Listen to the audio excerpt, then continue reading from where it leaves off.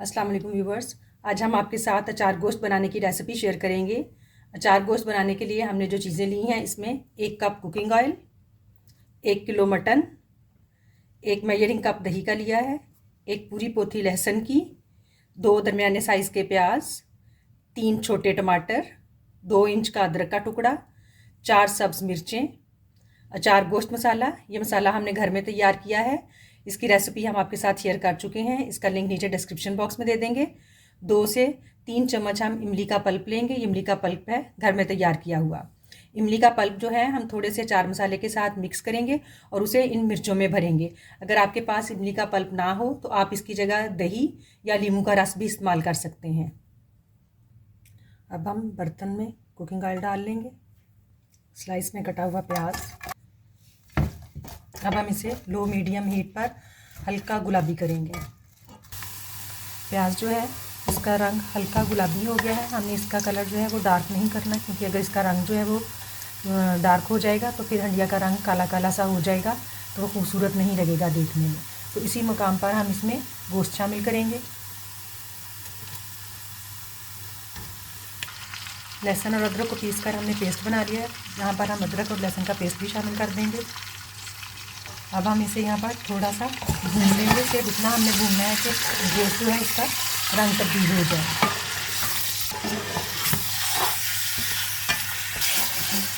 गोश्त को हमने 2-2.5 मिनट भूना है, तो इसका रंग जो है तो तब्दील हो गया है।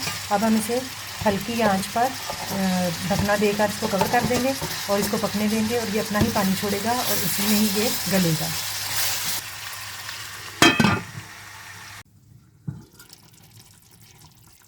गोश्त को हल्की आंच पर पकते हुए तकरीबन 35 मिनट हो चुके हैं और इसने पानी जो छोड़ा है अपना उसी में ये पक रहा है, और अभी भी इसके अंदर पानी है। और अब हम चेक करेंगे ये कितना सॉफ्ट हो चुका है। जैसे हम देखें तो ये काफ़ी सॉफ्ट हो गया है, लेकिन अभी ये पूरा नहीं गला, तकरीबन ये 80% गल चुका है। अब हम इस मुकाम पर इसके अंदर टमाटर शामिल करेंगे, इसे मिक्स कर देंगे। हमने टमाटर जो हैं वो गोल स्लाइस में काटे हैं। गोल स्लाइस में काटने का मकसद ये है कि टमाटर जो है वो जल्दी गल जाए और इसमें घुल जाए अच्छे से।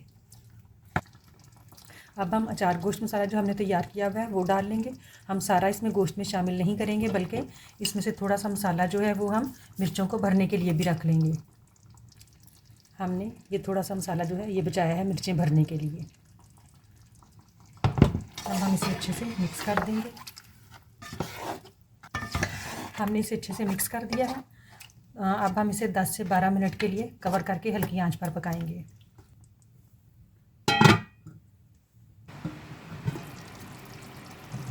गोश्त को हल्की आंच पर पकते हुए 15 मिनट हो चुके हैं। अब हम इसे चेक करेंगे। पहले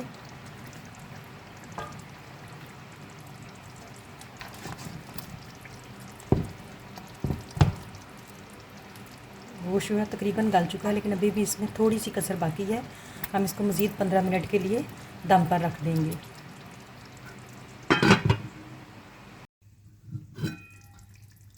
गोश्त को पकते हुए मज़ीद 15 मिनट हो चुके हैं। गोश्त जो है वो अब बिल्कुल गल चुका है। अब हम इस मुकाम पर इसे तेज़ आंच पर भूनेंगे, फिर इसमें दही शामिल करेंगे।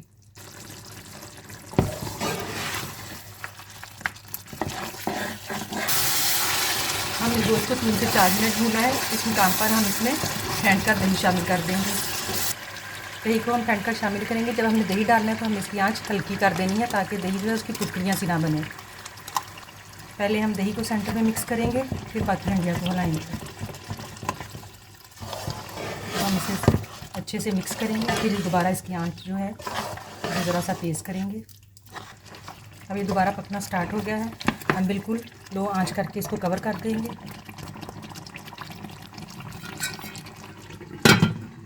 अब हम इस मसाले में थोड़ा सा इमली का पल्प शामिल करेंगे। हम इसे मिक्स करेंगे। हमने सिर्फ इतना ही इमली का पल्प डालना है कि इसकी अच्छे से बाइंडिंग हो जाए। इसे हमने अच्छे से मिक्स कर लिया है। अब हम मिर्चों को कट लगा लेंगे। हम सेंटर से मिर्च में कट लगाएंगे और इसके अंदर जो बीज हैं इन्हें निकाल देंगे।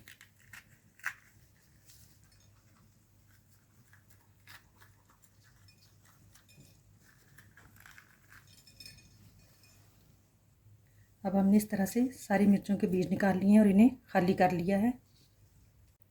हमने जो मसाला और इमली के पल्प का मिक्सचर बनाया है इसे मिर्चों के अंदर भर देंगे।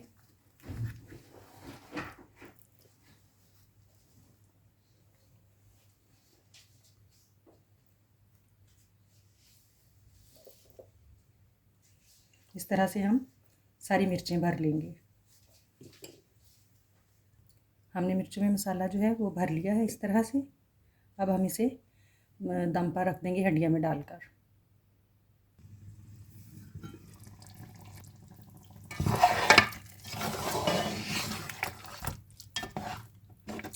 अब हम इसमें मिर्चें रख देंगे।